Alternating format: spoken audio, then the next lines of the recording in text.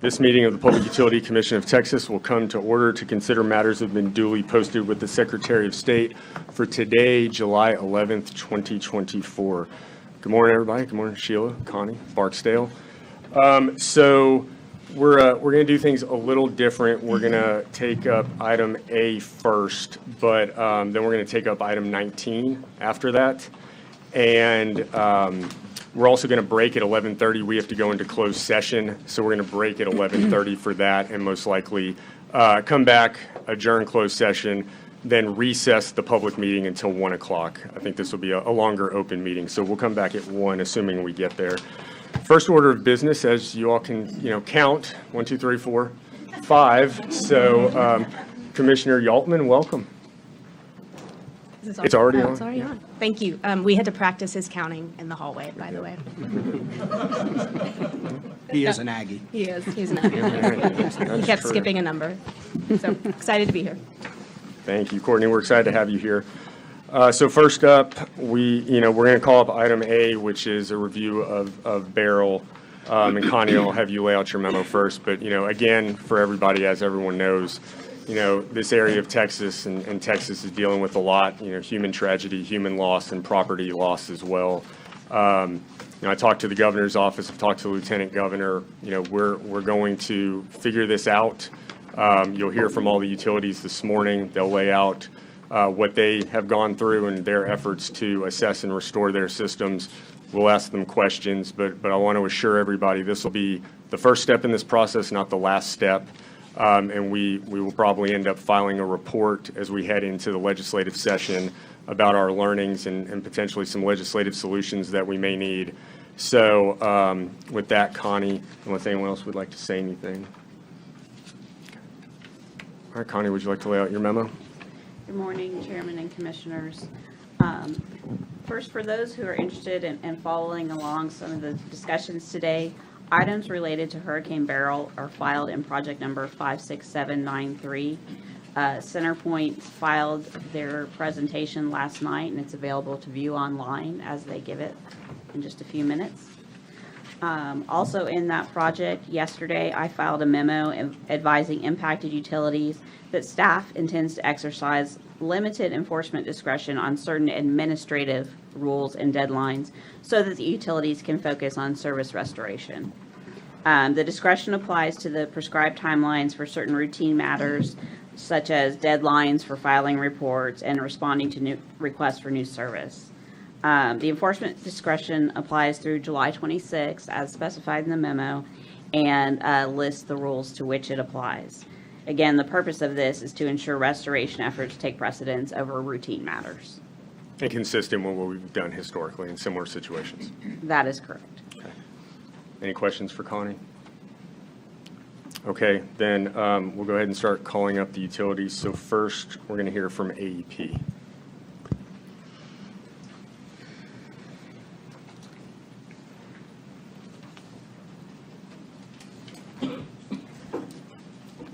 Good morning, Chad. Good morning. So I think my name is Chad Burnett. I'm the Vice President of Regulatory and Finance for AEP Texas. I am excited to come here today to share with you an update on our storm recovery efforts and the preparations that we made in anticipation of Hurricane Beryl. As you know, AEP Texas has the greatest coastal exposure of any utility in the state of Texas. Our footprint goes all the way down to Brownsville, basically at the southern tip of the Rio Grande Valley, all the way up to Bay City, El Campo area, which is just southwest of Houston.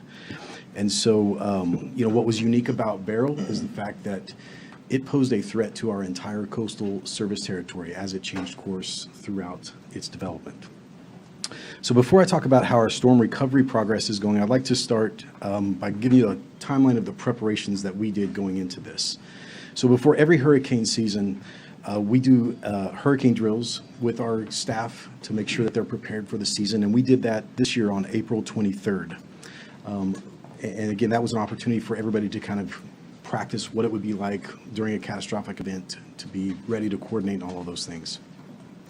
But coming back to Beryl, starting on Wednesday, July 3rd, which was 5 days before landfall, Initiated the Level 1 Incident Command System in accordance with the FEMA National Incident Management System guidelines, anticipating that Beryl would make landfall somewhere on our coast.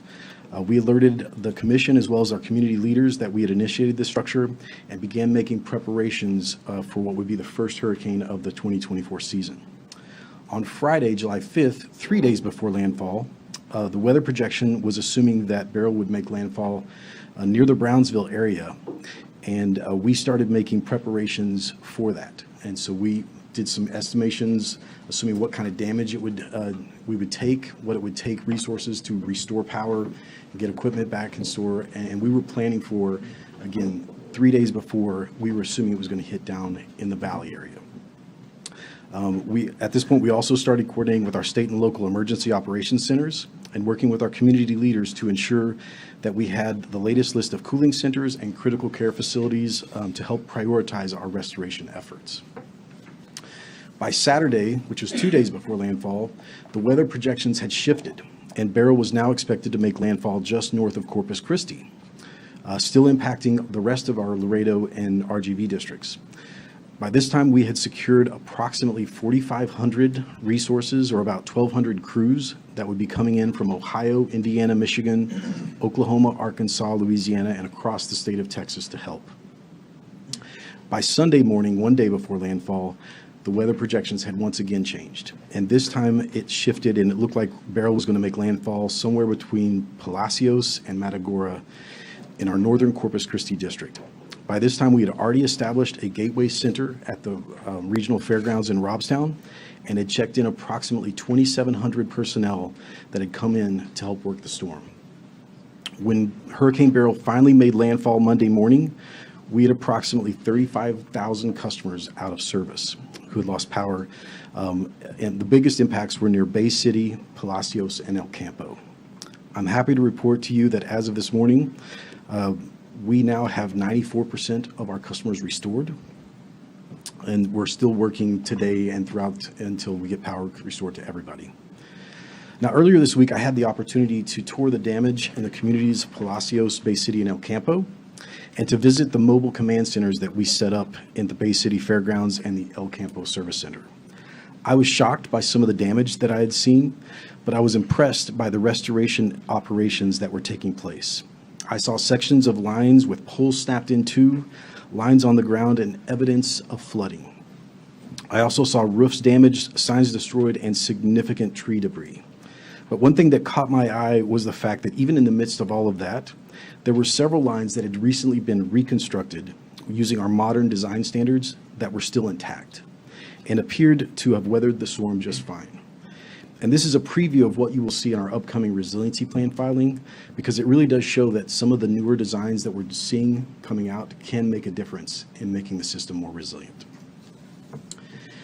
At the staging center in Bay City, I also saw a steady stream of trucks and crews coming in to pick up poles, materials, and supplies needed for their assignments before heading back out to the field. I saw coordination and collaboration between the service crews, assessment teams, construction crews, and vegetation crews with a clear focus on one mission, which is to restore power as quickly and safely as possible. This occurred despite the communication challenges that they encountered due to poor cellular service in the area. So before I close, I just wanted to share with you one story that happened during our restoration operations that I hope will stick with you. I know as commissioners, you will likely hear everything that goes wrong in a storm restoration event. I think it's important to balance that with a story of something that went right. So on Monday, after Beryl hit, we learned that the City of El Campo's water treatment center, as well as their hospital, had lost power from the storm. AEP Texas crews worked well into the night and were able to restore power to both locations before there was a loss of water pressure in the town or any backup issues from their sewage system. After finishing that job around 10 p.m., the crew still had to drive nearly 2 hours back to Corpus for their hotel because there wasn't any available lodging near that site. So on Tuesday morning's EOC call, the city manager and the public works director shared their great appreciation for our line workers' late night efforts, which allowed them to avoid having to pay for a temporary generator that would have needed had they not been restored. By Tuesday afternoon, Municipal Judge Michelle Roy reached out and asked if they could provide a lunch to our line workers to show their appreciation. So yesterday, the local Rotary Club and approximately 3,000 citizens arranged a lunch to serve 300 line workers on National Line Worker Appreciation Day. One quote I wanted to share, El Campo City Manager Courtney Sladek said, "I can't give enough props to your linemen for cranking it out today. AEP's response to the storm was very much appreciated." And there are pictures and videos of this event on our social media accounts. And it's stories like this that remind us of the dedication and commitment that our line crews make every single day, despite working in these dangerous conditions. So overall, I am so proud of the team and the efforts that went into restoring electricity to our communities and our customers. We were fortunate this time. Beryl just clipped the northern part of our service territory. But again, we were under threat for the entire coastline. So even though we were lucky with this storm, I want to leave you with the message that we were prepared. We had made a lot of preparations before the event even happened, and that's due to the large efforts of our planning and logistics team. So with that, I want to thank you for giving me the opportunity to share that, and happy to take any questions you might have. Thank you, Chad. Commissioners, questions? Chad, you mentioned that 94% have already been restored. How many customers are left that are without power? It's just over 2,000 customers are left without power right now. Okay. When do you expect to have them restored? We have an ETR. We're shooting for by the end of the day, we'll have 95%. There may still be some 95%, I guess, of all the customers that can take power. We hope that will happen today, but there may still be a little bit of cleanup that our crews will stick around afterwards. Thank you. In a look back, will you all be able to tell us what types of poles you had problems with? We're going to get into this discussion with resiliency a lot more again and again. Is it spun concrete poles? Is it composite structures? I think it would be good for us to know that if we are going to continue to have problems with wood poles along the coast or in these hurricane-prone areas, you know, what the cost differential is, what the resiliency story is to get poles that you don't have to put up every single time. So if, as you all are going through that post-analysis, will you make sure that you let us know and let the staff know in our project the types of poles that you're seeing damaged and the voltages of those? Yeah, we'll be happy to do that. I'll tell you that just real quickly, what we're learning is that by putting in, our new standards have bigger poles, obviously, and putting them closer together. Mm-hmm. But like you said, there is a material component to that as well. And all of that we'll certainly be happy to share with you, and will be included in our resiliency plan filing. One other thing, and that is, when you all were preparing on Friday and Saturday, you said you had crews coming in from all of these other states. Were those primarily AEP companies that were providing that mutual assistance? It was not only AEP. We did pull a lot from the AEP, but we used a lot of business partners across the mutual assistance system, and I know there were a lot of business partners that came in from other parts as well. I just want to point out, I mean, mutual assistance is it's a imperfect but very, very well-oiled machine, the way it works across these systems. And somehow it kind of happens. The people that know how to deal with mutual assistance, actually, it works. I went out to one of CenterPoint's mutual assistance centers, and they were just getting set up, but there's a reason for everything. And the reason is, how do you get people in? How do you get them lined up? How do you get them safety procedures? How do you get them assigned to teams? How do you get them fed? How do you get them sleeping per OSHA rules? And then how do you get them out? It may be at some point in time, again, in this process, good to have EEI or the utilities come in and really explain how that is driven, give the staff a good understanding of that, because it's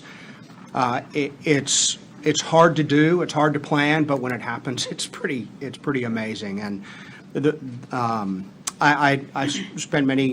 I had many text messages with Judith, and they were great she was great on giving us information there. So, thank you.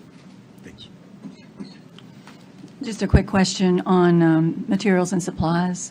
You know, we've seen that that's been an issue just across the system in terms of infrastructure, maintenance, and development. So, any issues with getting the supplies in order to affect the the restoration? We didn't with our storm, and I should have said this earlier. When we do getting into hurricane season, our procurement folks build up an inventory anticipation of our storm needs, and so we had kind of built up, a material supply inventory already. But yeah, through this storm, we had enough of what we needed to be able to restore. And again, candidly, we got lucky that we only had a portion of our service territory that was exposed by this. But we did have the materials we needed.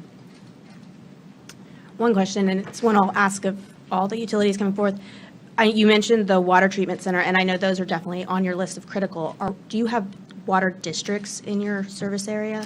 Yes, and we were coordinating with those as well. Okay. And that was one of the first things we do, making sure that we've got, our local contacts with the local Okay, communities. so you have an accurate list of what Yes. those are? Okay, good. Yeah, our community affairs managers are actively keeping that updated. Thank you. Thomas, I would just ask one other thing, and that is, as all the utilities that talk, and that is as staff is working, on our next project on this, for the utilities to really give us an idea, I hope we can get this from cities and munis and co-ops as well, but how many of the fallen trees were in the right-of-way and how many were outside the right-of-way? It's going to be really important for us to understand that and the effectiveness of vegetation management in these plans, and if we can actually do anything about some of those trees. I think I was astonished in Houston about the number of large trees that were pulled up by the root ball as opposed to broken at the top. And it's just pretty amazing. These aren't ones that just require chainsaws. You have to have cranes to get them out of the road. And so it's kind of a different kind of storm from my perspective. Absolutely. And I think, as we talk about kind of the next phase of our review and assessment of everyone, we'll cast a wide net initially. We got to figure out what went wrong, what can be improved. And a lot of that's going to be talking to folks who do this well, both in the state and out of the state. Because I'm sure there are other places, Florida, that deals with this a lot. And, we can probably learn a lot from other places as well. Thank you, Chad. Thanks. All right, TNMP. Do you want me to bring that up right now? What's that? Florida? Florida? Yeah. If you want. I had put for everybody in the audience, I had put a PowerPoint presentation that FPL had given me about resiliency on their system. They started in 2024 or 25 after they had 26 after they had two Category 4 hurricanes, and this is not a inexpensive and it's not a short-term fix on the system, but resiliency works. And this has some significant reductions in the time and expense to get systems back up if you harden them the correct way, if you put in the right poles in the right places, spacing different types of poles other than just wood poles. I think it would be great to have them at least part of our discussion. But this was something that I had for months and was going to share it with y'all during our resiliency discussion, but clearly that's here. Definitely. And I'm sure there are things that work there that maybe wouldn't work here. We'll find a Texas solution, obviously, but yeah, we can learn a lot from other places, so. And further to, I guess, the presentation that you gave everybody, and I think a point that's well made is, they're reporting that along with better hurricane performance, their investments improve their daily reliability, and they're staying here by over 40%. So shoring up the system in anticipation that management of risk for that critical event that you're trying to plan for, that worst-case scenario, also helps shore up your ongoing reliability, which is something we can always use. Very good point. Yeah. Good morning, Stacy. Good morning, thank you.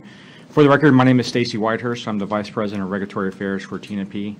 Good morning, Chairman, Commissioners, and congratulations on your appointment. First of all, our hearts and prayers go out to all Texans that have been impacted by Hurricane Beryl. I wish to outline our preparedness and restoration efforts during this challenging time. Leading up to Hurricane Beryl, TNMP took comprehensive steps to prepare for potential impacts, including having our hurricane drill in May. TNMP subscribes to an advanced weather analytics service that provides weather analysis on potential weather events that could impact our service territory. We receive notifications when a tropical disturbance is identified in the Caribbean, Gulf of Mexico, or the Atlantic Ocean, and we received one for when Beryl was just a disturbance. We closely monitor the weather forecasts and the development of Hurricane Beryl. In addition, TNMP participated in the early situational weather call set up by the Texas Department of Energy Management to ensure readiness. After the TNMP call on Friday, TNMP activated its emergency operations plan. On Saturday, in addition to our Gulf Coast area employees, we had arranged for additional transmission and distribution line crews to be deployed on Sunday afternoon. Furthermore, vegetation management crews were staged strategically within our service territory. As part of our preparedness strategy, we began mobilizing internal resources from other service areas and had additional contractor crews on standby, expecting Hurricane Beryl to intensify or shift closer to our service territory. While initial projections in the previous week had Hurricane Beryl making landfall further south, Hurricane Beryl made landfall in Matagorda. Hurricane Beryl's path moved towards TNMP's service territory. TNMP's service territory is approximately 23 miles from where Beryl made landfall, but swiftly turned to our service territory, hitting the Sweeney and West Columbia areas, and then moving northeasterly through Angleton, Dickinson, and Texas City area. Once the wind speeds dropped to a level that allowed damage assessments to begin, TNMP mobilized to assess damages and initiate restoration efforts. Our dedicated crews are working tirelessly under difficult conditions to restore power as quickly and safely as possible. We deploy resources strategically to address critical infrastructure needs and prioritize restoration in affected areas. We had a peak customer outage of approximately 116,000 customers on Monday. We had 8 transmission outages and had all but 2 restored on Tuesday, with the remaining 2 restored on Wednesday. The number of restoration workers that were on site were as followed. We had 74 internal TNMP linemen. We brought in 192 contract linemen and had 250 mutual assistant linemen. Contracted VM workers, we brought in 176 contracted VM and mutual assistant VM, 102 VM. Contract damage assessors, we had 50 of those, and we had internal damage assessors of 20, and we had used drone to help survey the area. We continue to add additional vegetation management and linemen. Over the last 2 days, we've added an additional 120 vegetation management FTEs, and we've seen that significant number of the damages were caused by falling and uprooted trees that have been brought down our infrastructure. Broken and down poles, broken cross arms, and down conductor. We are able to start repair the work but the vegetation management must be cleared out first. We have approximately 57,000 customers being reported out on our website. We are having to mainly close outage tickets in our AMS when received from outside assistance. We have been analyzing our AMS meter data, and based on that data, we can tell you that we have 75% of the customers with power to the meter this morning. TNMP is able to communicate with the meter and has been able to retrieve nightly interval data. Our main staging area is in Texas City at the Tanger Mall, with multiple material being staged throughout our service territory. TNMP restorations are going on 24 hours a day with crews working 16-hour shifts. We continue to provide update on social media and our website. Customers can contact us through our IVR, talk to an agent, report an outage through TNMP.com. Once we determined that there were external phone service issues throughout our service territory, make it impossible for customers to call TNMP directly and report through our IVR, we determined that customers could email us. TNMP set up a new email address, hurricane@tnmp.com, and posted this on social media and notified local officials of this. TNMP is providing regular updates on the TNMP calls, provided updates to state and local leaders, including having someone staffed at the State Operations Center. We understand that the restoration efforts affect our retail electric providers as well. We have provided the following information to our retail electric providers. We have stopped disconnects for non-payment in the Gulf Coast at this time.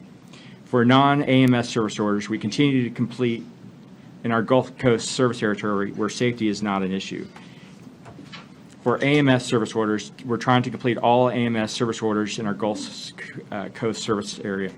All service orders that do not complete through this automated system will be dispatched to the field and complete if technicians are able to access the area and complete the work safely. For billing and usage, TNMP is attempting to generate billing and usage transactions and files for all the AMS easy IDs in our Gulf Coast area. If actual data is not available, we are estimating. Where available, when we know, we use our outage information to prevent normal estimation and generating files. And when we generate those files, we're actually inserting 0 readings in those 15-minute intervals. We will attempt to obtain actual data and send replacement files if and when it becomes available. We know that our customers want and need their power back on as soon as possible. We understand their frustrations. Our employees are some of these same customers that have no power.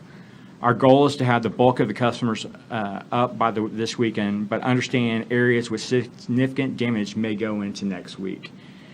We are constantly discussing real-time needs with our field supervisors and making sure the needs for additional resources, materials, or other needs are being addressed as a top priority. The restoration and leadership team is in constant communication with each other and are in the Gulf Coast right now. TNMP is working hard to get everyone restored as soon as possible. I want to thank all the men and women at TNMP, our mutual assistant partners, and contractors that are assisting. I appreciate the opportunity to talk to you and open for questions. Thank you, Stacy. Something that caught my attention, so you were talking about crews generally, but then you talked about vegetation management crews. So I think that's an important point. So when you send crews out, that's not like a crew of different folks that can address different issues. That's why the assessment phase is so important, because you have to assess the situation first, what needs to be addressed, so you can send the proper type of crew to address that issue. That's correct. I know there's frustration that people will see our linemen on the side of the road and in their vehicles, but the problem is they're having to wait for our vegetation management to clear all of the trees that are maybe in the road or causing issues that keeps them from going into and setting new poles, fixing cross arms or pulling conductor. Did the assessment phase this time take about as much as it typically does historically? Did something cause it to take longer? It was about the same time. The problem is the amount of vegetation, uprooted trees was a lot more than we expected with these types of winds. With all the weather that's been down there between freezes and, potential droughts and heavy rains, some of these shallow rooted trees that are very large just kind of tumbled over into our service territory, and trying to understand from our vegetation guys how long it takes to actually cut some of these large trees to make path is hard to estimate. Thank you. Commissioners? That might be good to ask the Forest Service for a little help in understanding that a little bit more. So Stacy, you said that 75% of your customers are restored today? Yes, ma'am. So how many customers are out, and how many will be restored by this weekend, and how many will be left till next weekend? So we have 30,000 that are still out, and we're working on trying to get the final numbers on when those customers are going to be out. But we're expecting, we're bringing in additional crews, and we're trying to get the majority of those back on this weekend. With some left to next weekend. So for the customers that are left to next week that can't be restored, what are like the general reasons why they can't be restored till next week? So we have extensive damage on our backbone of our primary distribution system, where we've had a significant number of poles that we're having to clear trees from. Then we've had issues, we're trying to get line spotters to mark lines, so when we go replace poles, we're not hitting natural gas lines or telephone cables and stuff like that. And so obviously there's a significant need for line spotting and marking right now. Yeah. Is there a way, or have y'all been communicating with those customers that they may be out till next week? We're looking at trying to get that accomplished right now. Okay. Again, and I didn't ask this of Chad with AEP, but do you all have mobile DG? We do not have mobile generation. Okay. We're waiting for the rules to be final. Yeah, that was my understanding, but I would be interested in knowing, for the utilities that do have mobile DGE, how many they have and how many they've deployed and where. Thank you. Well, we know CenterPoint has mobile gen, so Yes. I'm sure we can cover that with them. Yes. Commissioners? The same question, do y'all have the water districts in your area or no? We do, and as part of our EOP, we identify critical loads, and that does include water and wastewater, and obviously, we do serve some of those customers at the distribution and transmission level, so those are prioritized. So same question, any problem getting any kind of materials, and do you have a system?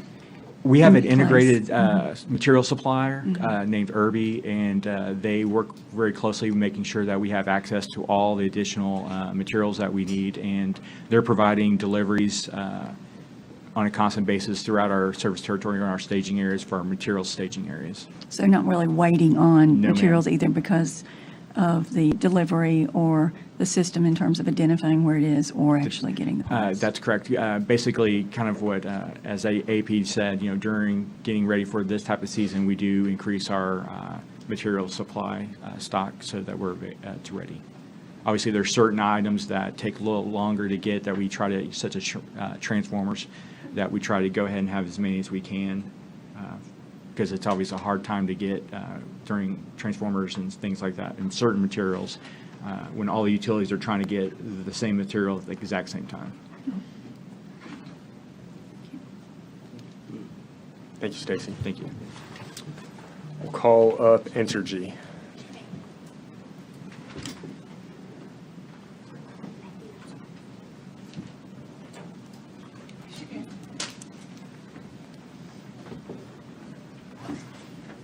Good morning, Ellie. It's been requested that I put the Florida Power and Light document that I handed you all in the docket number, so we will get that filed today. That's a good suggestion. Your staff always on top of it for you. There you go. Morning, Ellie. Good morning, Chairman, Commissioners. Good Morning. morning. Olivia Montes, President, CEO of Entergy Texas. Thank you for the opportunity for me to be here today. Before I say anything else, I want to thank, first and foremost, our customers for their understanding and let them know how much we appreciate serving them. We know that Hurricane Beryl disrupted their lives and businesses and damaged their properties. We too live in the communities that we serve, and those communities have been supportive. At the peak of the storm, we had 252,000 customers without power. And today, less than 3 days since the hurricane cleared our territory, we've been able to reduce that to 105,000, with 60% restored.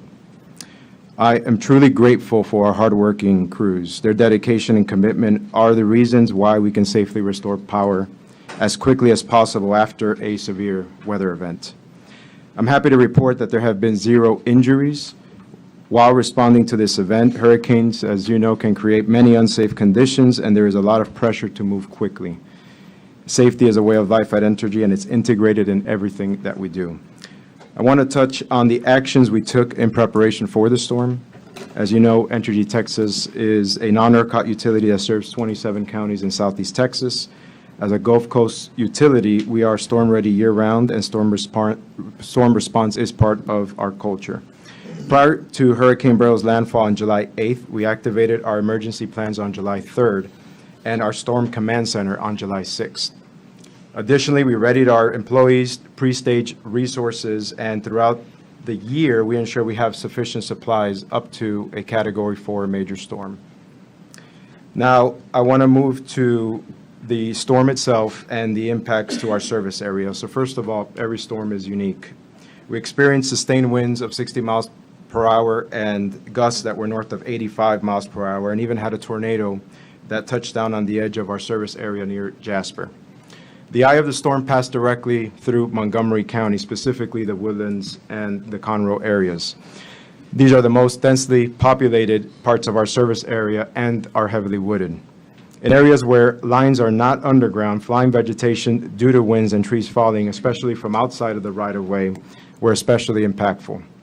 Across the service area, we experienced the following damage: 385 poles, 190 transformers, over 2,000 spans of wire, 44 substation, many of these affecting industrial facilities, but notably none affect any major refineries or any major chemical plants. And then 7 out of 8 major transmission ties between the western and eastern portion of our service territory were lost, leaving 1 tie line from the north remaining to our western region load pocket. And finally, none of our generation facilities were forced out as a result of the storm. Now let's talk about storm response. I want to start, first of all, with an incredible example of how our employees are keeping the lights on for customers. Monday night, after the storm had passed, we lost our last tie into our western region, which includes the Woodlands and Conroe. This required a significant amount of communication, coordination, and precision for the teams to manually balance a 60 hertz frequency in the region and during the overnight hours to avoid a load shed event while our crews worked to get the tie line restored and achieve system stability. I'm extremely proud of that outcome. Starting on Monday afternoon of the storm, we began damage assessment and restoration efforts once it was safe to do so. We had a goal of restoring 50% by the end of the day yesterday, which we were able to surpass, and we're at 60% as mentioned earlier. We have a workforce of over 2,400 working on restoration efforts, which includes Entergy employees, embedded contractors, and mutual assistance crews as well. We continue to restore power around the clock and expect to have the last set of customers in the most heavily affected areas restored by Sunday night, with few exceptions. From a customer communication standpoint, we know that it's important to provide trusted and timely information during emergency situations so that customers can plan and make important decisions for their households and businesses. This is why we stayed in contact with customers prior, throughout, and after the storm, using direct calls, text messages, alerts on the Entergy app, and multiple updates on our website and social media platforms. Prior to the storm, we had multiple press releases on the planning, preparation, and also safety reminders, down wires, generators, etc. We held daily calls with elected and local officials to provide detailed updates and information to pass on to their constituents and communities. We held multiple media interviews, several of which I did personally, both in English and in Spanish. We consistently updated our view outage map on the Entergy website, which kept customers informed, not only the extent of the damage and estimated restoration times, but it also helped customers understand the general progress and where other resources might be available in terms of having power generally restored geographically. And we also had our call center available 24/7 during and after the storm. So clearly, the restoration is still underway. We have a lot of work to do. And as you can see from my attire, I'll be headed back in the field after the open meeting to support our field workers and continue to lead the restoration effort. Looking back where we are right now, and we also have a process where we, from a continuous improvement, go through what could we have done better. That is part of our culture and something that we will plan to do after the storm. What stands out to me is that this storm is further evidence of why hardening the grid is so important, because that investment serves to reduce the extent and duration of outages and reduces overall storm costs. During the event, it's clear transmission was affected. It's imperative that we focus on efforts to enhance the transmission system. Down trees and flying vegetation, which damage lines, often from outside of the right-of-way, as mentioned earlier, are a major contributor of the outages. And we should continue to explore how best to manage that risk, which can affect even hardened facilities. And lastly, and it's clear once again that adequate local generation is critical to maintaining the system reliability and stability, especially in the case that I mentioned where you had transmission lines compromised. Without Montgomery County Power Station in the region, we would have not had any other alternatives and likely would have experienced a significant load shed event. So Commissioners, I'm proud of the response that the men and women of Entergy Texas have undertaken. I appreciate that what Southeast Texans have experienced with the storm. I know it's extremely challenging and frustrating to be without power, especially during the summer heat. And safely restoring service for our customers is and will continue to be our top priority. So with that, thank you for your time today, and happy to answer any questions. Thank you, Ellie. So you talked about local generation. Did any of your generating facilities have sustained any damage or have any issues? No damage at all, not even Orange County, which was the one There were no damages. Thank you. Commissioners? Ellie, so you mentioned, as I've been asking the prior company, 60% have been restored today, 105,000 are still without power, but you're thinking by this weekend, everybody will be back to restored power. Yeah, our goal was 50% yesterday, which we're at 60% now. Friday to be roughly 75% or better, and then have the vast majority, over 90% by the end of this weekend. There's always carryover. As mentioned earlier, you can have multiple pole damages, multiple trees. We'll certainly double up and triple up on crews, whatever it takes once you get to that last, set of customers that have extreme damage. There is a balance in terms of making sure we do it safely, as expediting that work can cause more issues and can actually prolong the restoration event, which is the last thing we want to do. So yes, it could be minimal carryover, but we expect by Sunday night to be essentially restored. Thank you.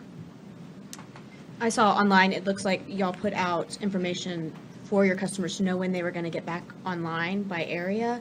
Does that just started yesterday, or when was that first posted? We did that, I believe, and I apologize because the nights are getting, I think it was the previous night that we did that. And now you don't have all the information available, but we understand customers needed information to make decisions. And that's why they're estimated no later than times.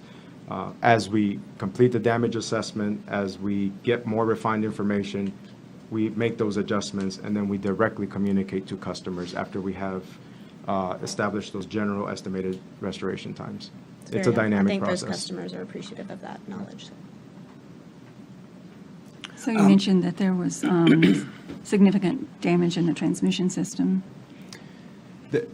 Tree-related, Right. when I think about the structures that were impacted, we know about half a dozen or so over the 25,000 transmission structures that we have, but there were a lot of line sections that were impacted, many due to vegetation. 5 out of the 6 transmission poles that were compromised were due to vegetation outside of the right-of-way. So, of course, Entergy's service area is sometimes in rural areas, and particularly the transmission that serves the more populated areas.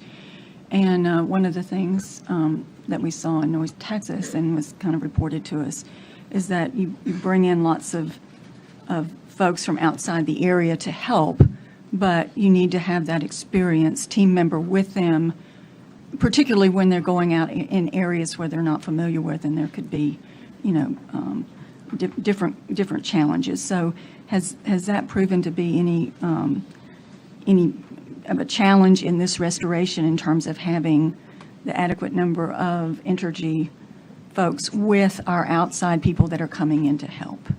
The majority of resources that we secured early on in the storm were Entergy employees and contractors who know our system very well. We did not need to process them or safety onboard them because they already know the standards that we abide to. And that provided a significant amount of efficiencies early on in the restoration process. Okay, thank you. Ellie, how significant is it that when the storm hit landfall, came across CenterPoint's territory and still in Entergy's territory, that it was still a hurricane? So that's, for those that aren't familiar with that area, it's 120 miles from the coast or something like that. Commissioner, I was surprised. I've seen many storms in my career coming from South Florida, and the sustained winds keeping up that far inland was surprising. And the northeast quadrant of the storm was the section that hit, which is the one that carries the biggest punch. That's the dirty side of the storm, from my experience. So you combine that fact with the most densely area of our service territory, that also happens to be one of the most densely vegetated areas as well. You literally have that perfect combination that has caused the numbers to certainly seem higher given a Category 1. But the damage is real. You've seen pictures and have seen firsthand the vegetation. I've seen it throughout this week myself. I think it was a combination of factors that contributed to the number of outages. Thank you. I hope you'll be personally involved as we look at this, coming from Florida Power and Light and having experience on the ground there. Your experience will be great. Happy to help. Thanks, Ellie. Appreciate it. Thank you. And finally, we'll hear from CenterPoint.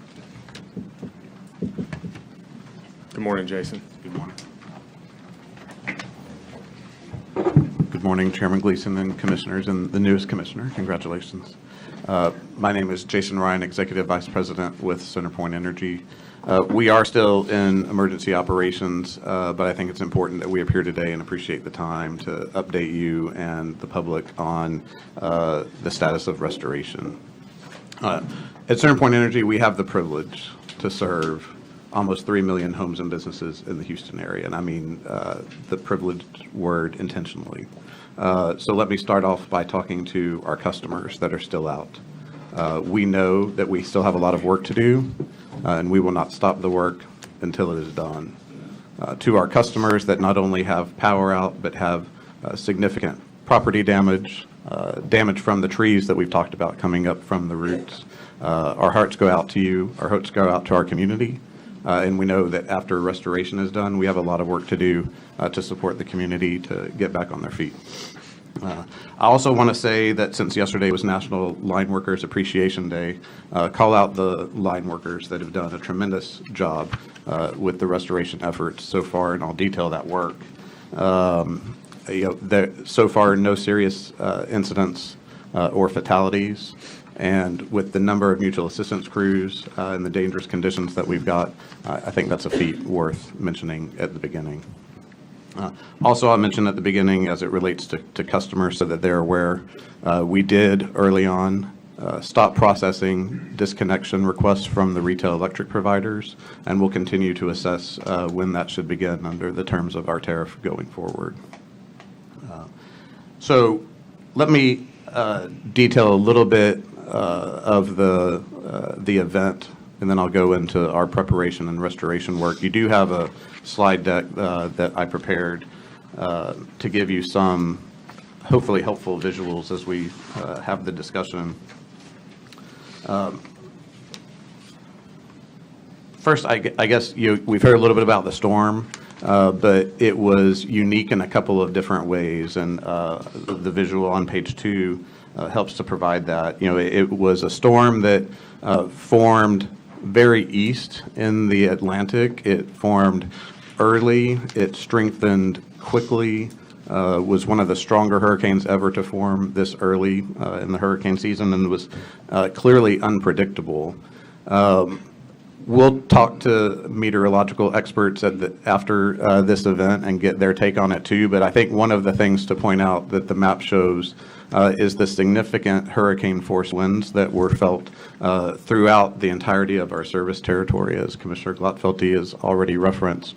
We were on the path that is probably one of the worst paths a hurricane could take, which is coming onshore in the Matagorda area, very close to our service territory. Our service territory is outlined in the black there, which means that the entirety of the greater Houston area was on the dirty side of the storm. And what that means is as the storm swirls from right to left, you've got the strongest winds, the most of the tornadic activity, and the most severe weather coming up on the right side of the eye wall. So that was happening throughout the entirety of our service territory. What the map shows is that the entire 5,000 square mile service territory of Houston was in that dirty side of the storm. And the one thing I'll point out, I know it's a little hard to see, but there are wind speeds that are there on the various dots. The wind speed at Intercontinental Airport was 83 miles an hour. That is higher than Hurricane Ike wind speed at Intercontinental Airport, right? So Hurricane Ike being a major Category 2 storm versus this being Category 1, the wind speeds were higher further inland. As the hurricane continued to go through Entergy's area into East Texas, there was more cyclonic activity with the storm than the entirety of some storm seasons, hurricanes. There were 67 tornado watches issued by the National Weather Service as that storm continued to push inland.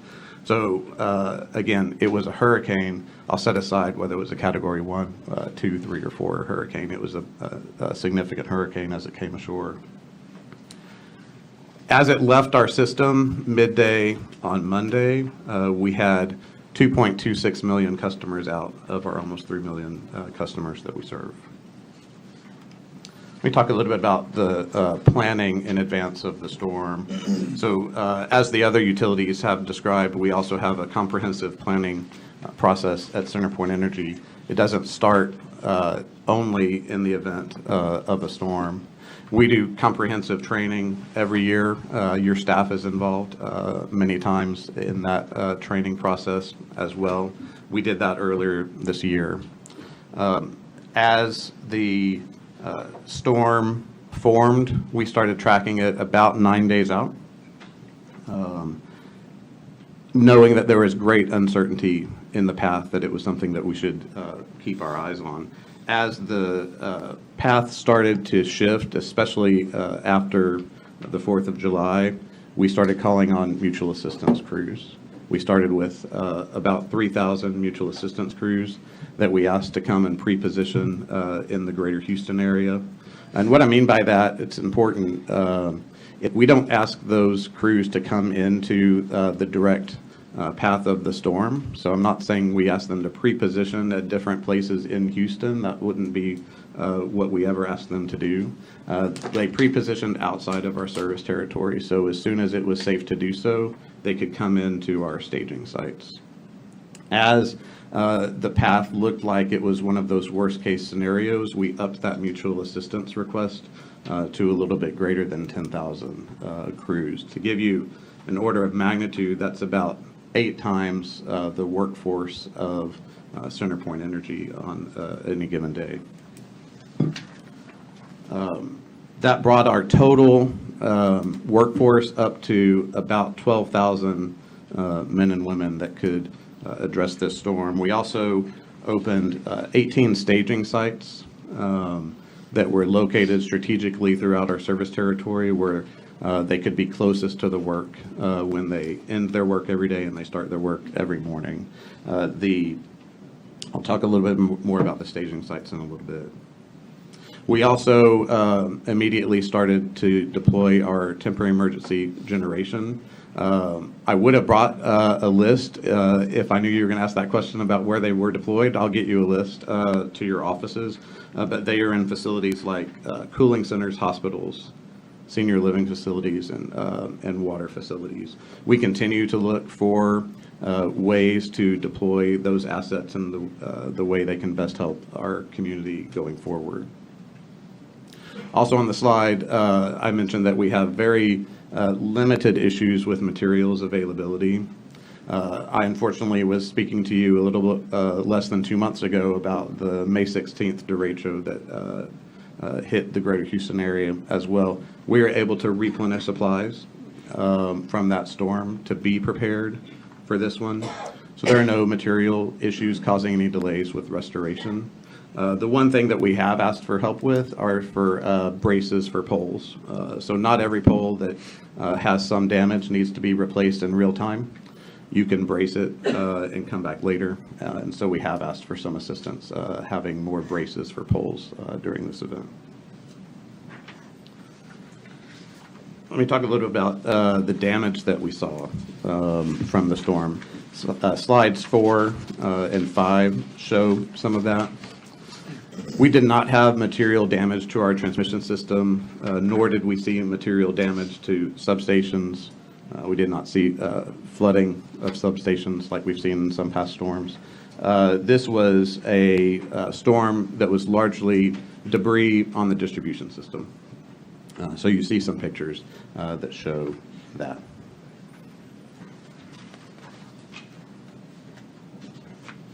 On page 5, you see some of our work to date. We have completed the vast majority of our damage assessment work and expect to finish that today. Let me pause a little bit about the importance of that damage assessment work that's done in the first couple of days post-storm. In order to effectively utilize not only CenterPoint's crews, but the more than 10,000 crews that we brought in from other places, we need to know what kind of crews to send where. That's what our damage assessment workers do in the early days after a storm. Not every crew is the same. If I have substantial damage to distribution poles, if I've got poles on the ground, I need to send a construction crew. If I've got 250 poles on the ground, like we do in some places, I need to send significant construction crews.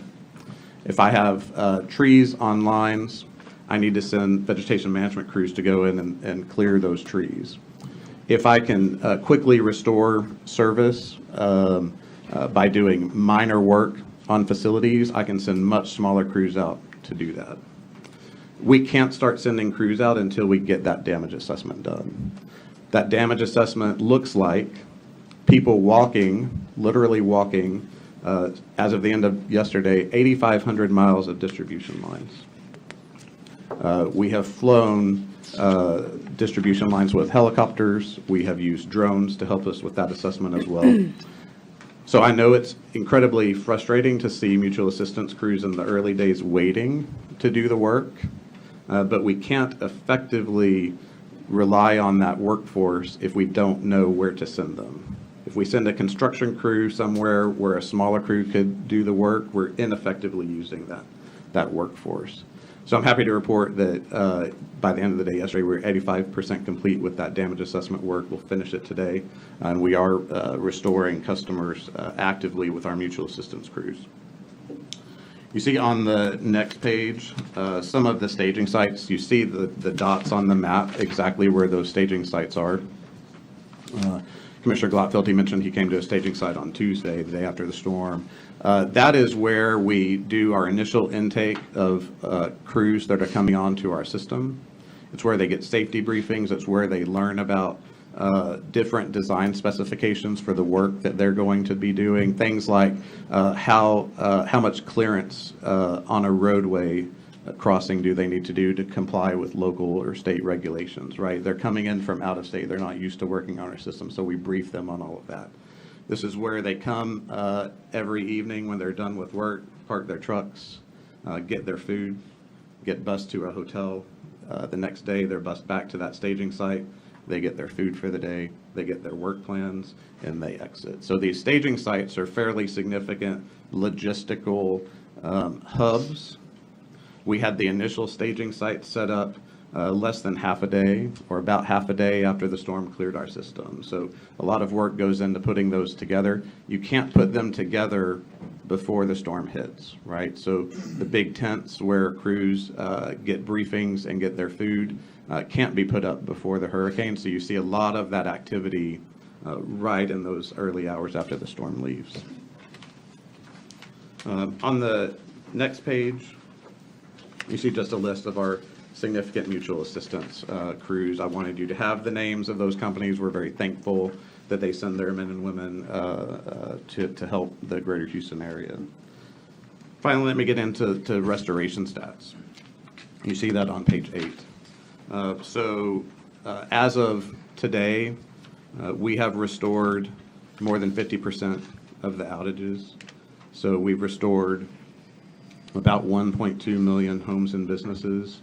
There's a little over 1 million homes and businesses left to be restored. So I like to rely on data as a good way to judge readiness. We have never restored more than 1 million customers a little over 2 days after a hurricane before, and you can only do that with significant readiness. We know we still have a lot of work to do. We communicated to our customers last night. We expect to have another 400,000 customers on by the end of the day tomorrow. We expect to have another 350,000 customers on by the end of the day on Sunday. That takes you to about 80% restoration by the end of the weekend. We continue to assess our workforce needs. If we believe that we can effectively onboard additional crews in order to speed up the work, we will. That leaves about 500,000 customers that we currently expect to have outages that go into next week. We issued a communication to customers today that said that by noon, we will start providing estimated restoration times for those customers that are going to have outages that go into next week. We will update those estimated restoration times as we get better information on what those customers should expect. Let me talk a little bit about communications with our customers. We did, as of the end of the day yesterday, 27 media interviews. We had 72 social media posts, keeping customers advised of the work that we were doing, the process that we were going through, where they were in the process in a outage map that we posted. Are you in the assessment phase?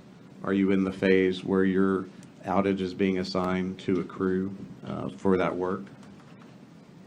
We also encouraged customers to sign up for our Power Alert service so that they could personally get these estimated restoration times when we push them out by either phone call, text, or email.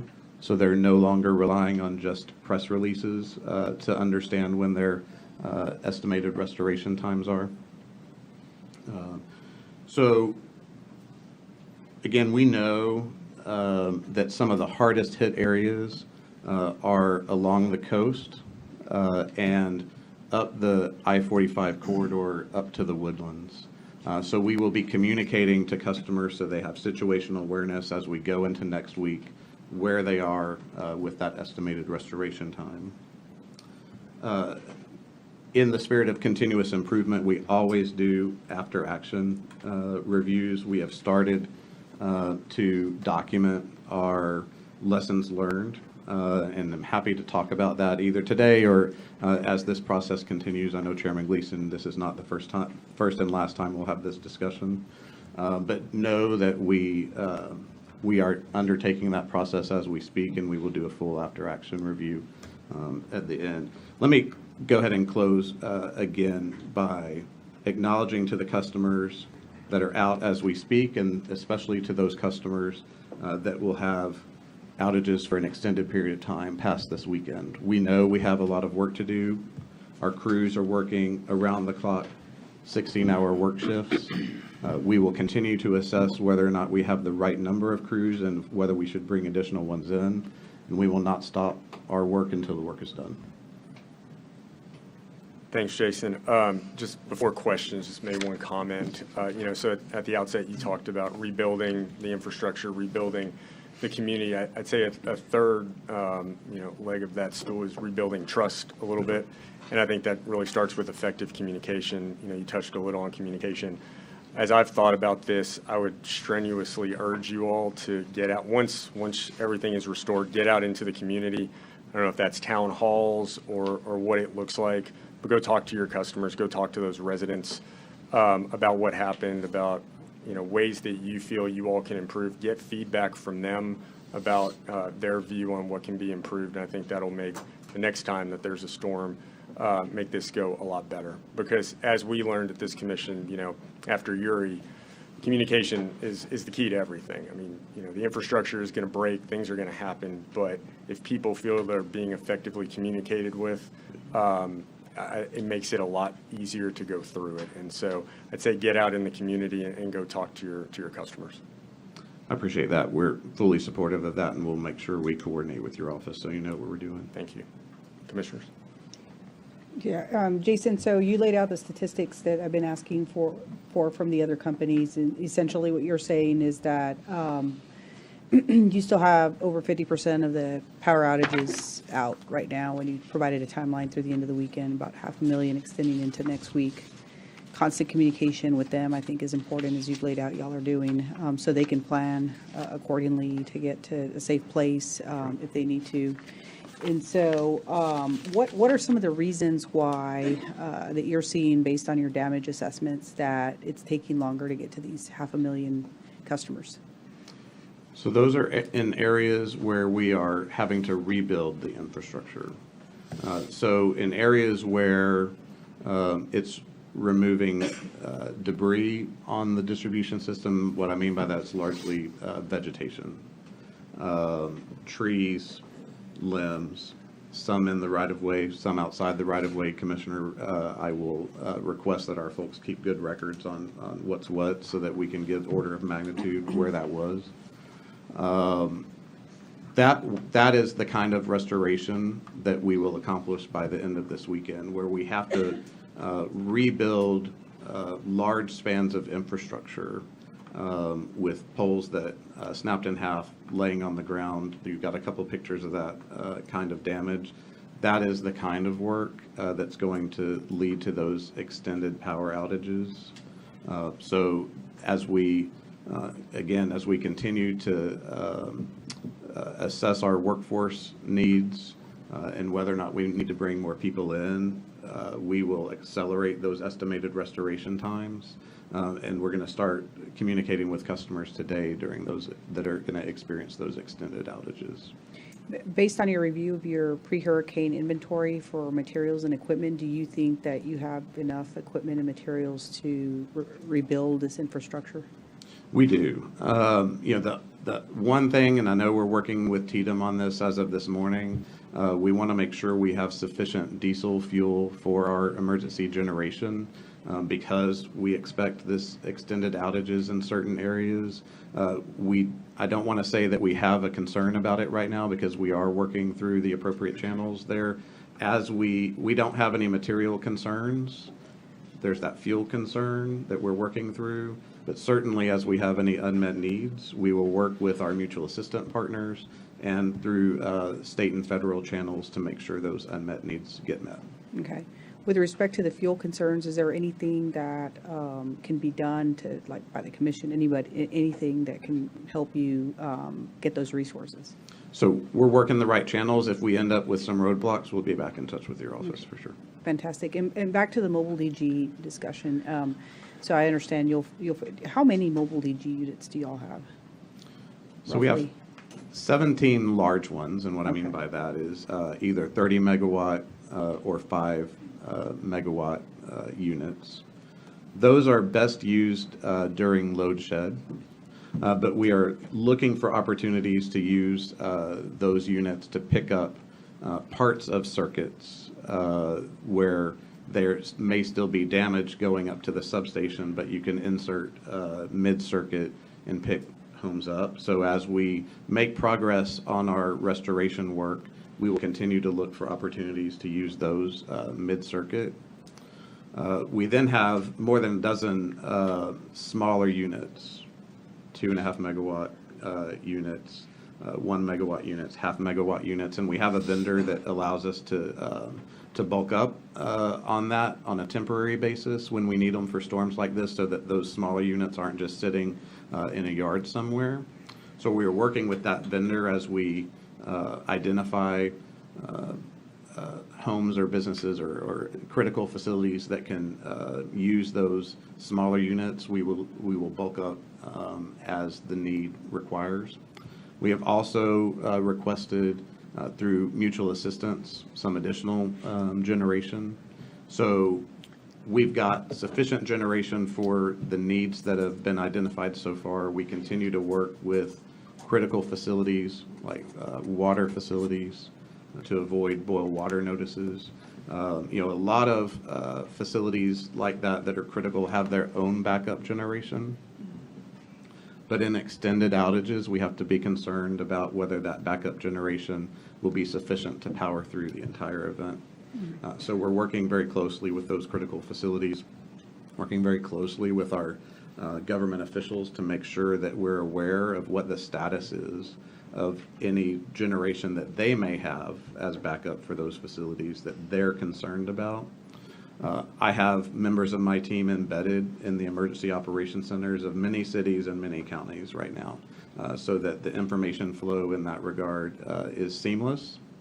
We have a priority desk in our emergency operations center that exists solely to take those kinds of requests and work them, whether we can accelerate restoration of our facilities. If there's a concern about those backup generation facilities failing, or whether or not we can use our own backup generation to go and augment what they have. So Jason, you mentioned the large ones can only be used when there's load shed, per the commission's rules. Are the 12 smaller ones subject to the same? So it's not Requirements? really rule-based, Okay. Commissioner. It's really more just that a 30-megawatt unit is more likely to be useful at a substation to pick up entire circuits during load shed. When there's damage on those circuits from a storm like this, they are less useful in that scenario. But again, we look to make sure that we can utilize all of our assets. So if this storm, which didn't happen this time, if this storm had caused significant transmission level damage and left substations without power, but circuits that could take power, that's when these 30-megawatt units could be used in a storm scenario. That's not this storm. Okay, yeah, I just asked because, there's a lot of frustration, as you said, and there's a lot of discussion out there about the mobile gen units that your company has. You have like 30 of them. I think it's going to be really important to really explain, why you can't use some of them right now. When you deployed the mobile gen units, it sounds like based on your damage assessments of where strategically you can actually use them. But I think it's going to be really important to provide that information in the after-action report as to, the issues with not being able to use all of them, when they were deployed, where they were deployed. And, I saw in your presentation that amongst the critical care customers, there's education centers. Did I read that correctly? That's correct. So we have, even though school is out, you have some facilities that might be serving as daycares in the community or providing other services in the community. So we are looking at how to lessen the impact on the community of power outages and how to get the community back to normal quicker. And so opening up facilities like that provide those kinds of services are critically important as well. Okay. Jason, just real quick on a follow-up to the mobile gen comment. So if some of your units aren't really made for something like this, can you, through mutual assistance, use other TDUs, mobile gen units? Yes, sir. Did Yes, you sir. do that in this case? Do you know? We did that in the May derecho, and we've done it here too. I believe, I don't know how many Encore has sent, but we have asked for So Encore. mutual assistance from Encore in that So regard. I think it would be helpful as you're showing where you located these to differentiate between your assets and then Encore's assets. Would be Yes, sir. helpful. Will do. You mentioned the water districts, sorry, Jimmy. No, you're And fine, you're as the length of time prolongs, if they did have their own generation, do they then contact you? Do you reach out? Because I think after derecho, it was some miscommunication. Has that gap been filled from your side? Yeah, so some are reaching out to us. We are also proactively reaching out. So we have a way for our local governments, water districts included, to submit to us proactively their critical facilities. That list is long, and so in a storm like this, we keep track of which of those critical facilities has power, which one doesn't. As you could imagine, oftentimes when they don't have power and they proactively call us, we're also proactively reaching out to them. And like I said, we've got people embedded in all of the local emergency operations centers, and that's where that information can bubble up as well. I won't say that the gap is perfectly closed, but we're in active communication with that group of customers. Hi, Jason. Good morning, Commissioner. A couple things. First of all,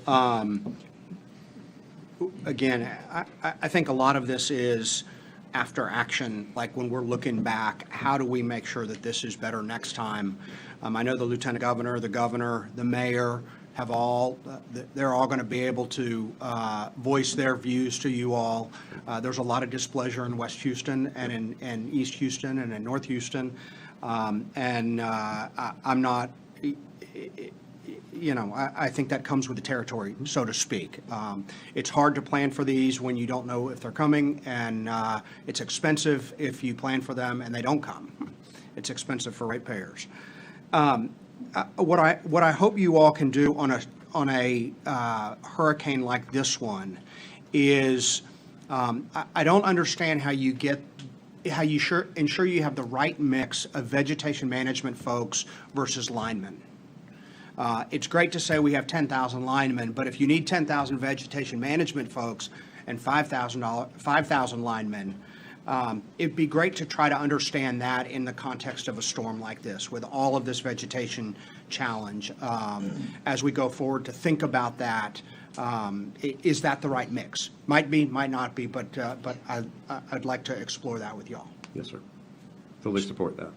So, the other one is, Barksdale and Connie, as we go through this, the one thing that we cannot lose sight of is the fact that these linemen are people, and that I haven't heard of a single incident, at least a death, which would tell me that that's a good thing. If we get through this storm and the restoration with maybe 20,000 additional people touching the system every single day for a week and a half or 2 weeks, we are actually very blessed that nobody has an incident. And we need to keep that in mind. And I think as we write up our report and our story to the legislature, the human life toll that the storm took is important, but also on the restoration, because they're the ones who are climbing the poles every day. So if you have incidents on that, or you have ideas or thoughts on how to include that, how you can do safety briefings better, or how they've worked versus other utilities, I think all of that is important in our after-action report. Yes, sir. We'll work with your office and staff on that as well. You know, again, I know customers are frustrated at how long it may take, especially in these prolonged outage areas. Safety is our top priority, as you mentioned.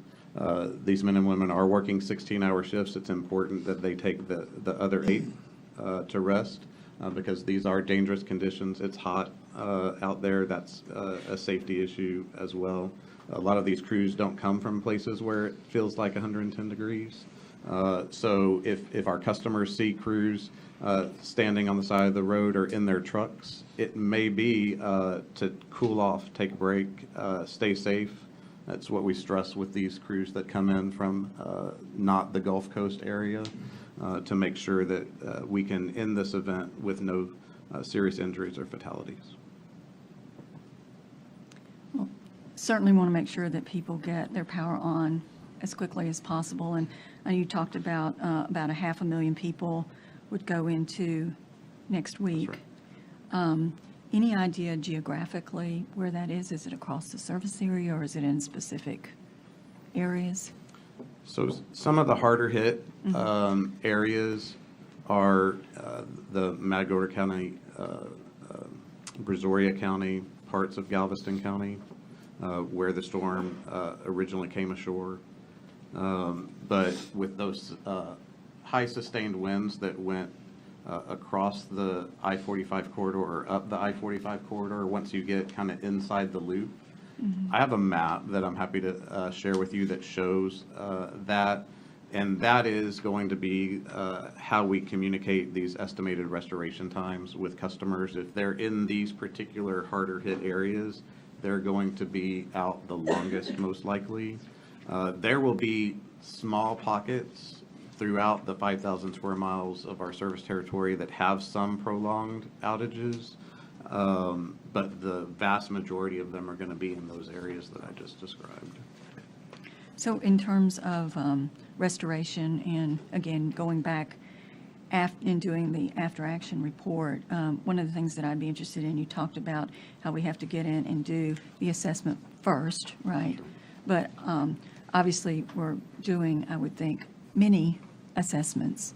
And so, you know, what is that process in terms of, you know, how do we carve out the service area to determine, you know, how many assessments we should be doing at one time, and then, or progressively, and then as soon as that part of the assessment is done, being able to get in and actually start the restoration work. So a little bit more detail on the process, and if there is opportunities there, you know, for continuous improvement. Yes, ma'am. And I also think that, again, going back to communication, we can communicate earlier with our customers in advance of these storms, the process that we'll use so that they understand it a bit more. We have a process that we use. We implemented our plan. That's what allowed us to achieve 50% restoration within 2 days after the storm. But we can do better to communicate customers for what they should expect to see and expect to not see. And so that assessment is critically important to be done to effectively use our crews, but it has added some confusion by our customers of what it is that we're doing when they don't see crews actively working because they're waiting on those assessments to be completed. So that is part of the better communication that we can do with our customers so they know what to expect. You know, when Hurricane Ike was the last major hurricane to hit our system from a wind event hurricane, that was in 2008, more than 15 years ago, and our service territory has grown a lot population-wise since then. So we need to take that into account in terms of how we communicate and to make sure that we're clearly explaining to customers what they should expect, especially in the early days when there are still so many customers out. Well, I think people can accommodate just about anything That's right. if they know what's If they going know. on. And Yep. so important that we talk about the types of communication that you're addressing, as well as that ongoing real-time communication that's available through the tracker, which I know you're working on as well. Agreed. Yeah, I'd say, I mean, you know, we've been fortunate, like you said, we had Harvey and before that Ike, that we haven't had anything since then. But, you know, and I think as we had discussed, you know, using the same kind of playbook for communication is probably outdated. You know, folks, the public expects, you know, more communication, more frequent communication, different modes of communication. And so I think it's definitely incumbent on all of us to look at the way we communicate going forward.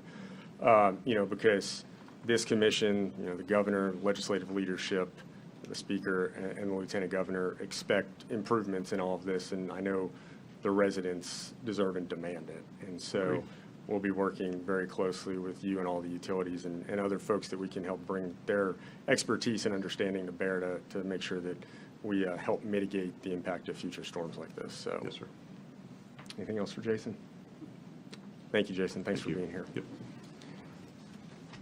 So, and I'd say to all the companies, you know, reiterate those thanks to the line workers and those crews, both from Texas and those that came in from other states for their efforts in restoring the system as quickly as possible. And I'd also be remiss if I didn't thank all the folks at the State Operations Center. That's our staff. That's all the staff from the utilities, from other sister agencies that have been working 24-hour shifts since last weekend or maybe even before to prepare for this. And so we thank them for all their efforts as well. Mr. Chairman, I have one thing to say, and that is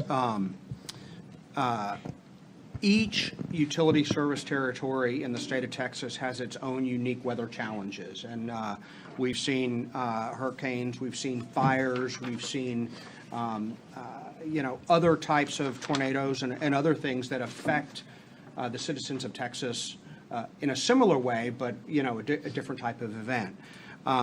You know, I think about this in terms of the, you know, the fires up in the Panhandle, and I hope that as we are looking at this event, we can maybe put in place some kind of structure that we can look at all of those events. I think all of the citizens kind of understand, you know, deserve that if we're looking into something that's causing havoc, wreaking havoc on the Gulf Coast, that in other parts of the state, they get the same benefit. Absolutely. You know, we'll have to address kind of the acute onset issues that this brought forth. But yeah, I think a comprehensive look at all the different types of issues that different TDUs deal with in various areas of the state is well worth our time. Thank you. Okay. All right, so now we'll move on to the agenda. So like I said, we're going to take up item number 19 first. But before that, Sheila, will you take us through the consent agenda and the recusal list? Which, for the first time, I do not lead. I'm not the leader in the clubhouse on the number of recusals. So. Good morning, Commissioners. Recusal memos were filed in project number 52761. The chairman is recused from items 18 and 19, and Commissioner Yaltman is recused from items 8, 16, 18, 19, 21, and 24 through 27. By individual ballot, the following items were placed on your consent agenda. Items 1, 3 through 11, 13, 14, 17, 23, 24, and 26.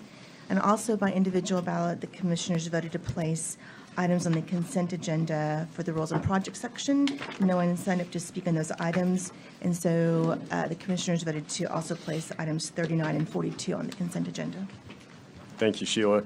I'd entertain a motion to approve the consent agenda as described by Sheila. So moved. I second. I have a motion and a second. All those in favor say aye. Aye. Opposed?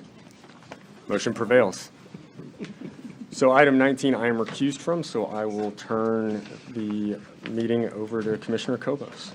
All right, thanks, Chair Gleason. Sheila, can you please lay out item number 19? Yes, ma'am. Item 19 is docket number 54657. This is the application of the City of Lubbock acting by and through Lubbock Power and Light to change rates for wholesale transmission service. Before you is a SOA proposal for decision. Lubbock Power and Light and the Office of Public Utility Counsel and Commission staff each filed exceptions to the PFD.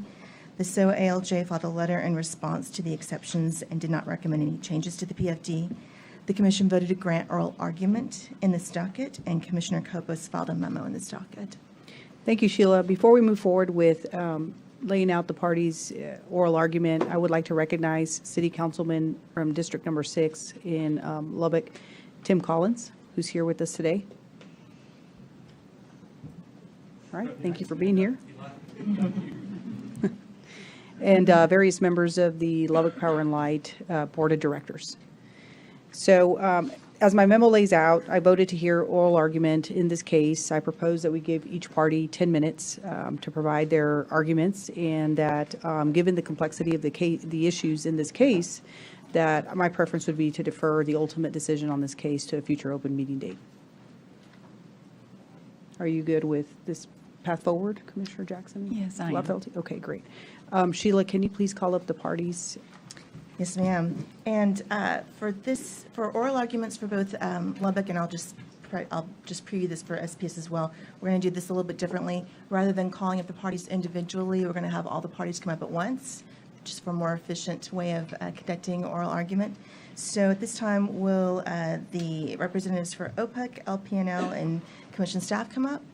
And just for order of oral argument, under our procedural rules, the party that bears the burden of proof it can open and close the argument. So we will start with the applicant, followed by OPEC, and then Commission staff in order for oral argument. All right. So we will start with Lubbock Power and Light. If possible, Chairman and Commissioners, I'd like to reserve 3 minutes for rebuttal. Sorry, Rosalind Duberstein on behalf of Lubbock Power and Light. Yeah, we won't have rebuttal. We're just giving 10 minutes for oral argument. Okay, thank you, Commissioner. Is it possible to close per the Commission's rules? Yes, so under our procedural rules, the party with burden of proof is allowed to both open and close. And so with the presiding officer's permission, would you be all right with them reserving time at the tail end of that for that? Yes, that's fine. All right. Thank you, Commissioner. Good morning, Chairman and Commissioners. Rosalind Duberstein, Counsel for Lubbock Power and Light. On several issues presented in this proceeding, the ALJ reached correct conclusions supported by the evidence. However, the PFD's recommendation regarding the debt service coverage ratio used to calculate the return is incorrect and unreasonable. In its application, LPNL requested a 1.5 debt service coverage or DSC ratio to calculate the rate of return.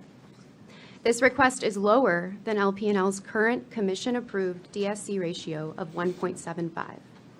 A 1.5 DSC ratio is supported by the record evidence, specifically by LPNL's bond covenants and by the criteria of the RFP. Despite this, the ALJ recommends limiting LPNL's DSC ratio to 1.25. The most crucial takeaway I have for you today is that a 1.25 DSC ratio will create severe financial risk for LPNL and will cause LPNL to operate at a loss. A 1.25 DSC ratio is the minimum required by LPNL's bond covenants. Use of this minimum to calculate the return would provide no room for error. It would put LPNL at risk of violating its bond covenants, and incurring a credit rating downgrade. This would jeopardize LP&L's ability to borrow in the future and to continue contributing to transmission build-out in Texas.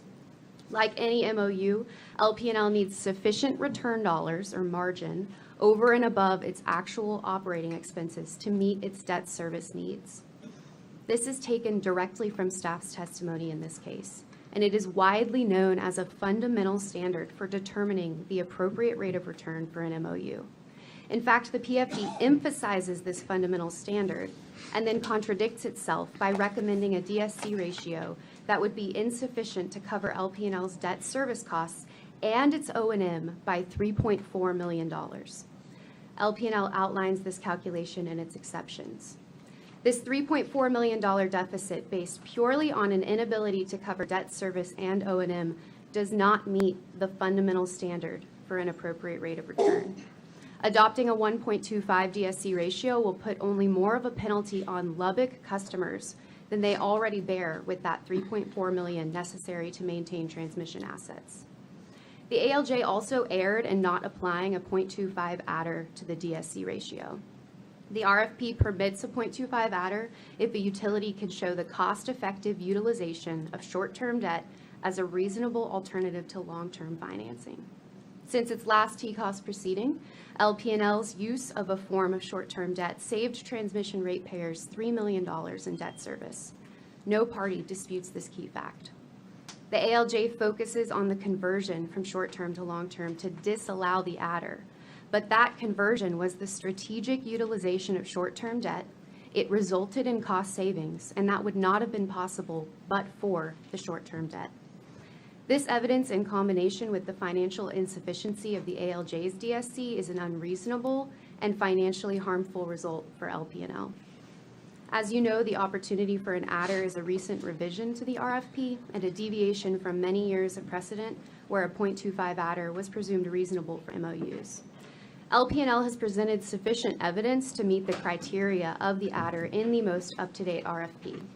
However, if the Commission finds LP&L's cost-effective use of a short-term debt alternative does not satisfy that criteria, it begs the question what will qualify for the adder. The RFP change has far-reaching implications for MOUs and may warrant clarification. As a final and crucial point, LP&L's projected $3.4 million deficit does not include the hold harmless credit required by the settlement in docket number 47576.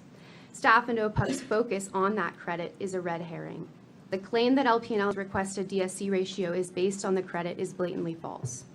As OPUC's witness specifically conceded in testimony, the hold harmless credit is not included in LP&L's requested TCOS in this case. The hold harmless credit is not and has never been funded out of TCOS revenues. The credit is only paid for by LP&L's native load customers in Lubbock. Here are the key facts for the hold harmless credit. LP&L has been paying it in compliance with the settlement. This is easily verifiable. LP&L has never recovered that credit in TCOS, and it is not proposing to do so in this docket. This is equally verifiable in the last Commission-approved TCOS rates and the rates requested in this proceeding. Discussion of the hold harmless credit in the application has been misconstrued throughout this proceeding.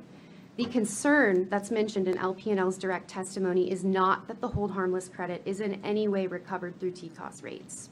The concern is that if LP&L does not have TCOS rates that are based on a sufficient DSC ratio, then its retail customers will be forced to subsidize. But those same customers are already funding the hold harmless. This will increase the penalty those customers already have to pay. LP&L respectfully urges the Commission to evaluate these verifiable facts regarding the hold harmless credit and approve an appropriate DSC ratio that will not impose this deficit on LP&L. I will note that there are additional concerns about the consequences of this decision, which are addressed in the letter from the chair of LP&L's board, Gwen Stafford. It was filed in this docket on June 10th. And in summary, LP&L contends that adopting the 1.5 DSC ratio that's substantiated in the application is a reasonable outcome. It will give LP&L appropriate financial protection and will not impose unfair costs on transmission ratepayers. LP&L respectfully asks the Commission to reject the ALJ's DSC recommendation and instead approve a ratio that will not risk LP&L's financial stability or harm its retail customers. I'm available for questions, and I have representatives from LP&L here with me today as well. Thank you. All right, let me pause for just a moment and record. You'll have 3 minutes and 3:35. Thank you. All right. The next party that's signed up to speak is the Office of Public Utility Counsel. If you'll state your name for the record, please. Good morning, Commissioners. Julie Davis, Special Counsel with the Office of Public Utility Counsel. I'll keep my comments brief. I have 2 points that I'd like to address. The first, speaking to the debt service coverage ratio, we agree with the ALJ that the 1.25 is appropriate. I believe we and staff are aligned on this. The direct testimony of Mr. Harvey Hall clearly identifies the hold harmless payment as a category of debt. And despite what counsel would have you think, our statement continues, while we admit that the hold harmless payment is not a specific line item in the requested revenue requirement, LP&L is requesting a DSC of 1.5 to provide sufficient revenues to meet the cash obligation that the hold harmless payment supposedly is included in. So we do believe that that hold harmless payment is being a basis for that debt, and we think that's inappropriate to make the recipients of a benefit pay for that benefit. This was a condition of settlement in docket number 47576, and we believe that the Commission's decision in this case, along with the ALJ, should uphold that settlement as it is. Further, the ALJ's recommendation in the PFD won't cause a perverse use of short-term debt by other agencies, as LP&L would have everyone think. The rate filing package clearly requires a showing that the debt was a reasonable alternative to long-term financing. And while we don't contest that at the time it was, it no longer is being used as that. Utilities that use short-term debt as a mechanism to simply achieve a higher DSC ratio will not be in a difficult position to prove that that funding was reasonable. Adopting LP&L's position in this case would mean that any utility that has ever used short-term debt could argue for the additional 0.25%, which undercuts the change to that policy. The second point I'd like to make goes to the ALJ's recommendations regarding the recovery of pilot. In this case, we disagree with the ALJ on that point, and I'd like to speak a bit to that. Generally, the law does recognize allowances for MOUs like LP&L to collect general fund transfers, but unlike the other cases LP&L relies on in its briefing, the ALJ found that Public Utility Regulatory Act Section 35.009 instead applies in this case, and that's because LP&L is required to have a CCN for transmission facilities in ERCOT. This section creates a specific condition when MOUs can recover payments in lieu of taxes. Just as some background, those pilot fees compensate municipalities for property tax revenue they otherwise can't collect from an entity due to some tax-exempt status. 35.009 says in relevant part that MOUs can recover pilot fees it pays to cities through wholesale taxes unless their governing body is also the governing body of that taxing entity. And in this case, it's undisputed that LP&L is governed by the city of Lubbock. The ALJs recognize that LP&L's governing body is the governing body of that taxing entity. However, determine that the outcome, which is the natural occurrence of this statute, would be absurd because it does exactly what it's designed to do. We recognize that change is difficult, and this is LP&L's first rodeo on this, but this is the natural result of applying that statute. So this argument really turns on whether or not the absurdity doctrine is being properly applied, and we argue that case law, not only from the United States Supreme Court, but the Texas Supreme Court weighs in favor of finding that the absurdity doctrine should not apply in this case. The absurdity doctrine itself sets a high bar to counter the natural outcome of legislation that, while inconvenient, broad, or even unattended, is nonetheless clear. Further, the ALJ found that no ambiguity in the statute existed, and LP&L did not argue that such an ambiguity existed. As a result, this may be an unanticipated outcome, particularly at the time the statute was passed, but it is the application of law, and we would caution the Commission from reading into the statute rules or words that do not exist. That would change its meaning. So we urge the Commission to find that this pilot should not be recovered and should also be removed from the cash working capital. I'll conclude my statements there, but I'm happy to take any questions. Thank you. All right, the last party to sign up for oral argument is Commission staff. Will you state your name for the record? Yes, Andy House for Commission staff. Good morning, Chairman and Commissioners. My name is Andy House. I am one of the attorneys who had the pleasure to work on this very complex and important docket for Commission staff. Just by way of introduction, I went to Tech for law school, so I did spend 3 years in Lubbock. I think it's a great city with even better people.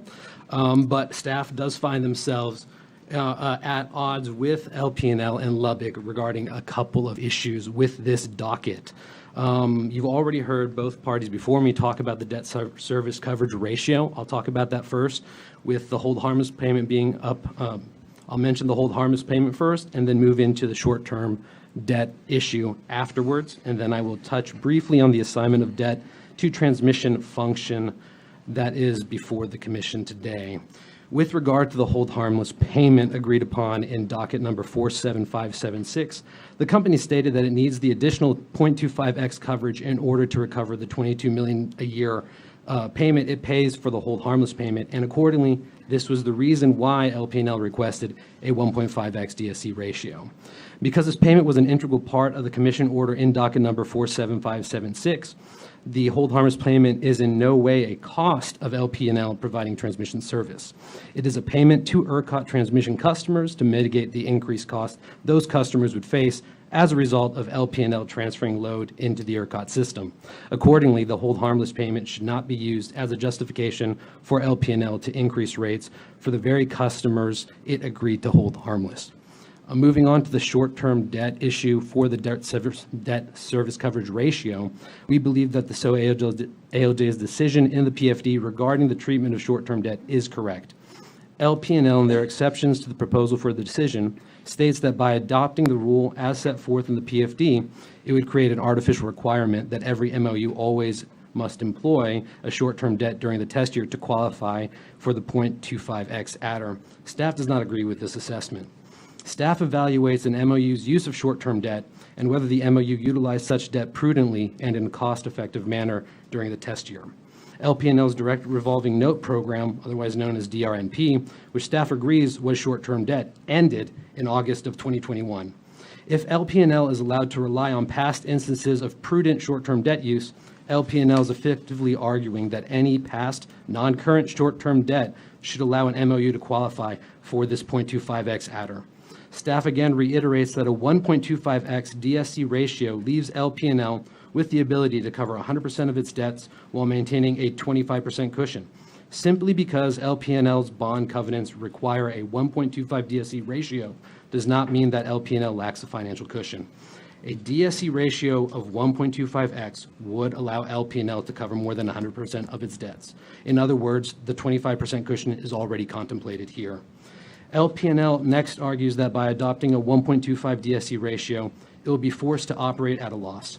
Staff notes that the result of this rate proceeding will be a commission-authorized revenue requirement, and that LP&L has a number of tools available, including the filing of interim T-cost proceedings up to 2 times per year that would allow to adjust and timely recover transmission costs. I'm going to move on briefly to another issue before the Commissioner for consideration, and that is the assignment of debt to the transmission function, specifically in this case.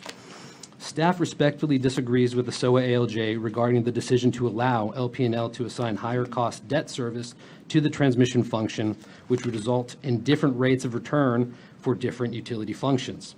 The PFD misapplies the burden of proof, resulting in a proposal that violates PURA 35.004A and 16 TAC Section 25192C, and it would interfere with the competitive market and conflicts with the Commission's rate filing package. A utility's financing cost is a system-wide cost properly applied on a total company basis when setting rates, and neither LP&L nor the PFD cites to any exception to this practice. It is undisputed that LP&L's debt obligations, which consist of general obligation and revenue bonds, are financing cost for the LP&L system as a whole, with these bonds being backed by LP&L revenues from any source in the LP&L system, not just revenues originating either from transmission or from distribution services. LP&L's debt issuances are still backed by the revenues from its entire system. They are system-wide costs, and the cost of repayment cannot reasonably be associated with any single function, as LP&L and the PFD propose. PURA Section 35004A requires a utility to provide wholesale transmission service at rates comparable to its own use of its system. By allowing LP&L to assign higher cost debt to the transmission function and lower cost debt to the distribution function, LP&L's transmission service customers across ERCOT would be burdened by rates that are based on a higher rate of return than rates for LP&L's distribution customers. The effects of this is to inappropriately and inequitably shift the system-wide financing cost from LP&L's local distribution customers onto all other customers in the ERCOT system, which is unreasonably discriminatory on its face because LP&L, acting as a distribution service provider, essentially pays itself for the transmission service it receives from LP&L, acting as a transmission service provider. Using the LP&L system rate of return for transmission and distribution service, as recommended by staff, produces a wholesale transmission rate for LP&L that are comparable to the LP&L's own use of its system, as the same overall rate of return is applied for both transmission and distribution services. Further of note, many TSPs are non-opt-in entities that own and operate generation resources in the competitive wholesale market. Adopting the precedent proposed in the PFD would open the door to allowing these entities to shift the higher cost of financing associated with the generation resources into regulated transmission rates, effectively subsidizing their competitive operations through their regulated rates. Such an outcome would clearly harm competitive generation providers who have no captive customers to shift costs onto, and it would impair the healthy functioning of the wholesale market as a whole. If adopted, the PFD proposal might also open the door to allowing investor-owned utilities to assign higher cost equity financing to transmission customers outside of their distribution footprint. This could result in an entire new avenue of disputes as parties review and litigate the financing situation associated with each and every utility project, a burdensome and contentious process that is unnecessary if these financing costs are properly recognized and treated as the system-wide costs that they are. And with that, I thank you for your time.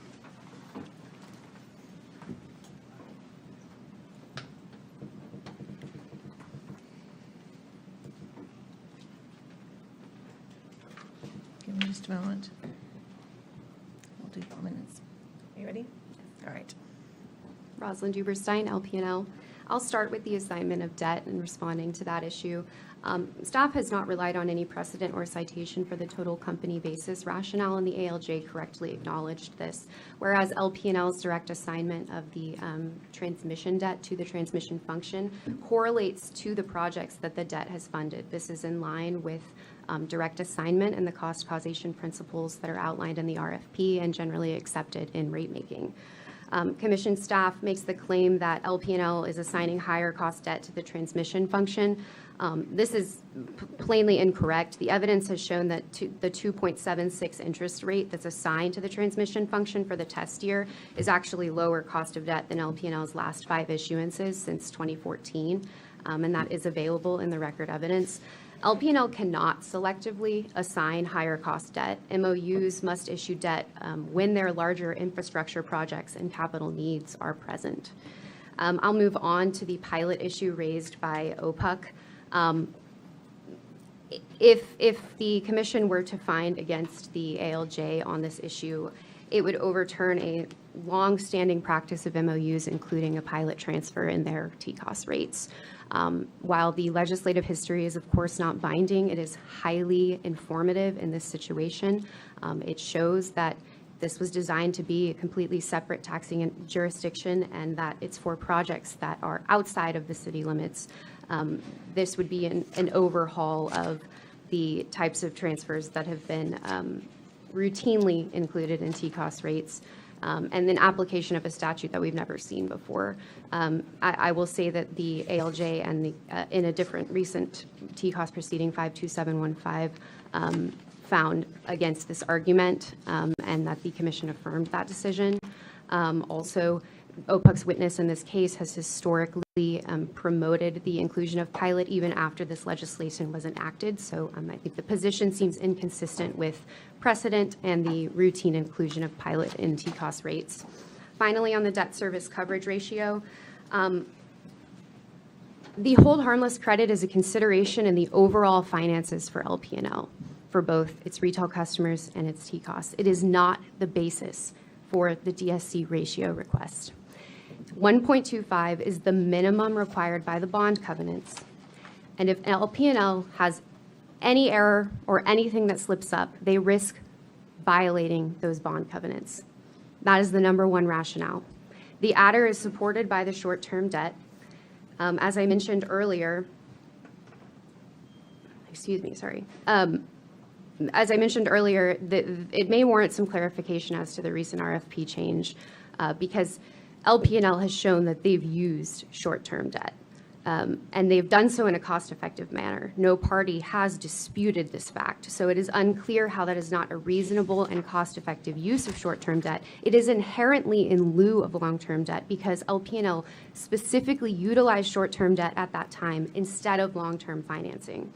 I would also say that staff's argument with regard to maybe limiting the short-term debt to use during the test year or any other timeliness limitation, there's no such thing in the language of the RFP. That's reading in something that is not there.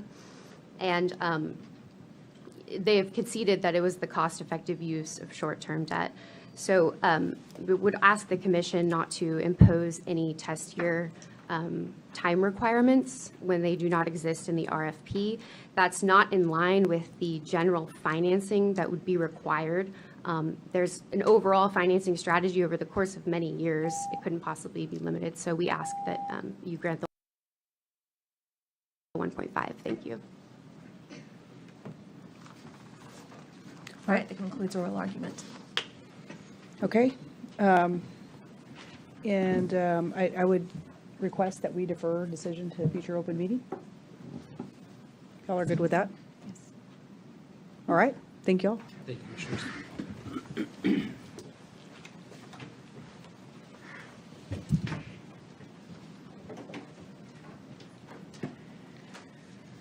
So Sheila, it is 11:28 and 32 seconds, so I think that's all we're going to get through before we meet with the Attorney General at 11:30. So like I said at the outset, we have a time certain to meet with our outside attorneys at 11:30, and then we'll take a lunch. So what we'll do is we'll convene our closed session, then come back out and start the open meeting back up, but not start back up on the contested case docket until 1 o'clock, time certain. Does that work for everybody? Okay. Then, having convened a duly noticed open meeting, the commission will now at 11:29 a.m. on July 11th, 2024, hold a closed session pursuant to Chapter 551 of the Texas Government Code.